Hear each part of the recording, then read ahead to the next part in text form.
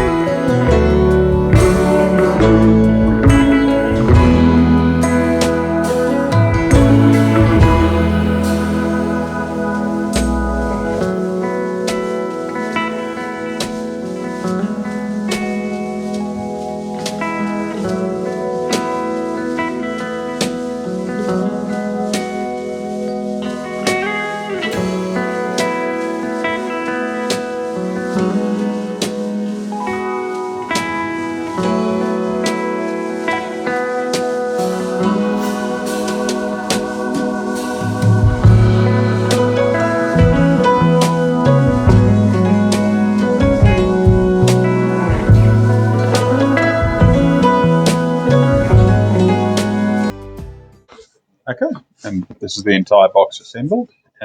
Looks very nice handle, good build quality. I must say the actual assembly took us a lot longer than we expected it would, but looks like it's worth it in the end.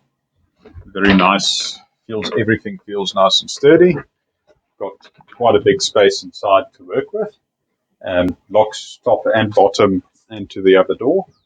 Overall, looks like a very nice product, this box, and now we'll start using it and see what we think of it.